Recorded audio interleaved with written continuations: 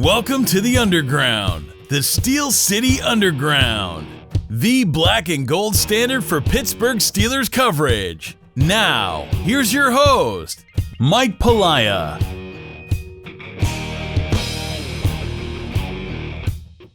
Welcome, everybody, to another edition of Steel Nation Radio. I'm Mike Pelaia of SteelNationAssociation.com, where we cover the Steelers 24/7 while bringing you, Steeler fans, together in an effort to raise money for Children's Hospital of Pittsburgh.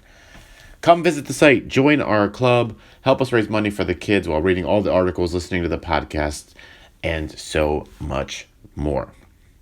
And as you know, you can find my work on SteelCityUnderground.com, where there are many great columnists covering the Steelers in all capacities, as well as the AFC North and anything you need to know about the Steelers, their opponents, through articles, podcasts, contests, and so much more. So please come check us out. And lastly, you can find me in the new Pittsburgh Courier, but you know that already. So let's get into it.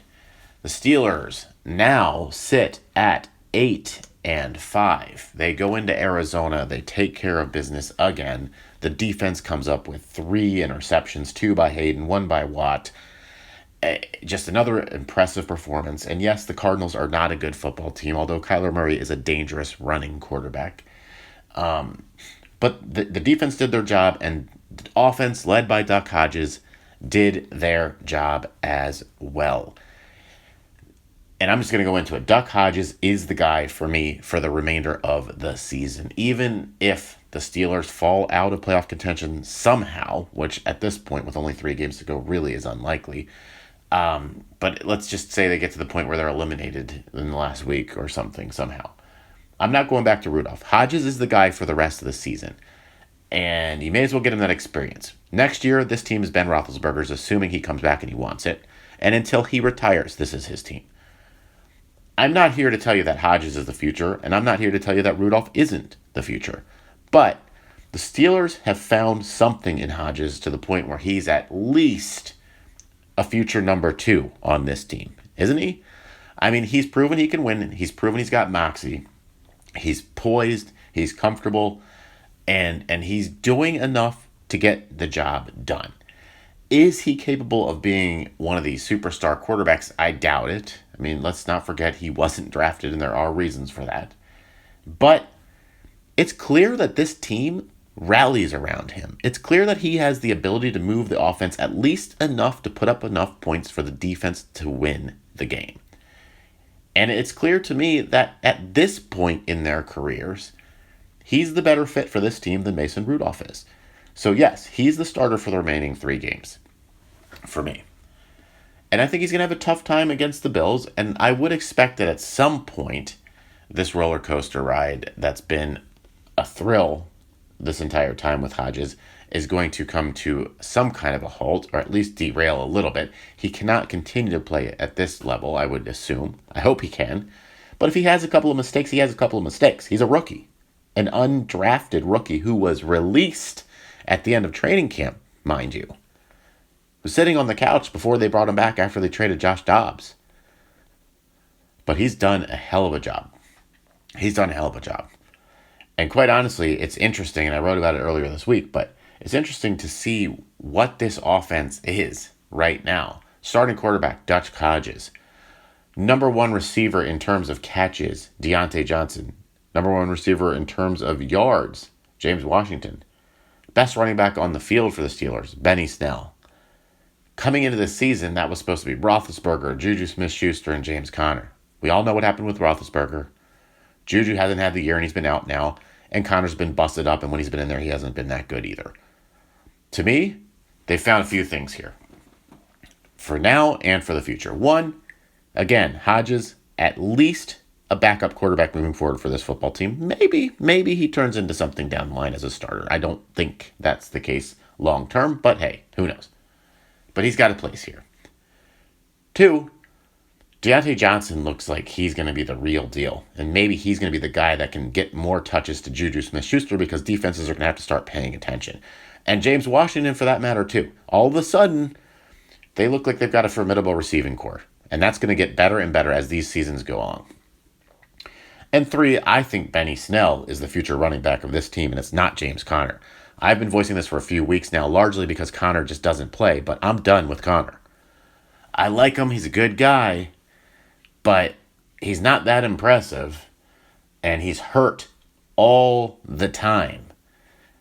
To me, this team should go through Benny Snell in terms of running backs, and Jalen Samuels can be that other guy too. You know, when Conner's contract is up, I'm probably not bringing him back if I'm the Steelers. I'm probably not doing that. But for this week, I believe Conner's going to play. I believe Smith-Schuster's going to play. And that's going to open up some more weapons for Hodges. So now we're going to see what he's like with these guys. I'm very interested to see the Smith-Schuster part.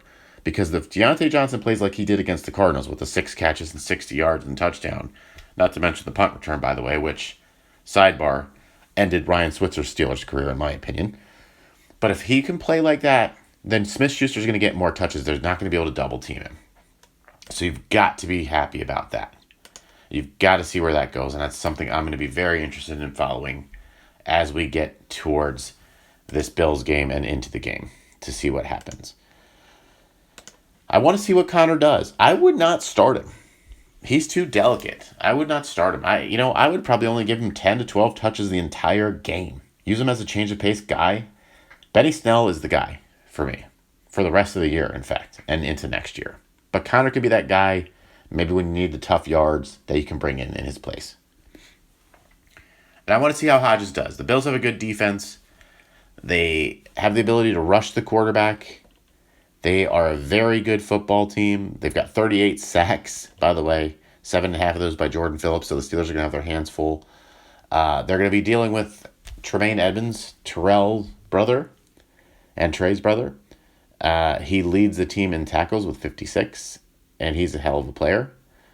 The defense can make plays. Now, let's not forget, the Bills have a lot to play for besides just getting into the playoffs, which they most assuredly at this point are all but a lock with their 9-4 record.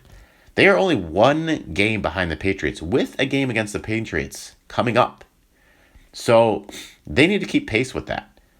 And they have been very, very good. They've been very good on the road. Josh Allen has actually been better on the road, and I know a lot of people give him grief, but he isn't that bad. Now, he's not a superstar, but he isn't that bad. He's already got 2,700 yards. He's averaging 244 yards per game. 17 touchdowns, only 8 interceptions, though. He's been sacked 33 times, but he's a running quarterback. He is a running quarterback. And that's something that I think, people need to remember here, especially for this game. He's got over 400 yards rushing and 8 touchdowns on the ground. So 25 combined touchdowns. He is a threat, and he's a guy that's going to have to be contained by this opportunistic defense. They're going to have to rush him. They're going to have to blitz him. They're going to have to force him into mistakes. They're going to really want to keep him in the pocket, not out of the pocket. So that's something that we're going to have to follow as we go. By the way, I said Tremaine Edmonds had 56 tackles. Those were solo. He's got 97 total tackles. So I want to get that correct because that's a lot of tackles. He's a very, very good football player. But they are going to have to stop Allen, keep him in the pocket. Otherwise, he's going to distribute that ball to the number 1 receiver, John Brown. And he is somebody that I think Hayden will probably cover. Cole Beasley's also relatively dangerous. He leads the team in touchdowns with 6. I think Nelson will probably cover him. But they're not overwhelming threats. From a rushing standpoint, to me, Josh Allen is the main guy. Devin Singletary and Frank Gore are both very good, especially Singletary, averaging 5.6 yards per carry. They're going to have to contain him too. But I think this game, again, comes down to clock management. I think if Duck can control the football and not turn it over, if they can run the ball with Benny Snell, Samuels, Conner, whatever, and open up the play action, Duck's going to be able to distribute that ball to Deontay Johnson, James Washington, and ideally Juju Smith-Schuster. They're going to have to definitely limit the penalties this week. They haven't been that bad this year, but they need to make sure they limit the penalties. This is a game that's going to come down to special teams. It's going to be close. I'm relying on Chris Boswell. He's been a tremendous, tremendous season this year compared to last year especially. But it's going to come down to special teams with Boswell kicking, Barry punting, but also the return game. And I am looking for Deontay Johnson not to score another touchdown in back-to-back weeks. That's very difficult. But I think to change the field, on when the defense stops Allen and the Bills' offense. And I think that he can do that. I think he's capable of the 15, 20, 25-yard returns. And that's going to make the difference. It's going to set up Boswell. It's going to give them field position. It's going to be a field position game. So in the end, I think the Steelers do get the win. I think it's going to be set up by Johnson with some kind of a return and Boswell with a kick. And I think they win this thing 23-20 late in the fourth quarter to move into the 5th seed, knocking the Bills to the 6th seed, and setting themselves up for a prime run the last 2 weeks against the Jets and the Ravens, who at that point will probably have clinched the number 1 seed, and we will not have to face Lamar Jackson in all likelihood at that point. But before we get there, Steelers have to beat the Bills this week. This is a game they cannot lose. The Titans and the Texans are playing each other, and the Titans or Texans, one of them is obviously going to win. That one team is going to take the division lead, but the other team is going to be right there with the Steelers, and we cannot have that happen if the Steelers lose. So, Steelers need to win this week. That's going to do it for me. We'll talk to you next week, hopefully after another Steelers victory. We would like to thank you for listening and remind our listeners to follow us on social media and our website, www.steelcityunderground.com.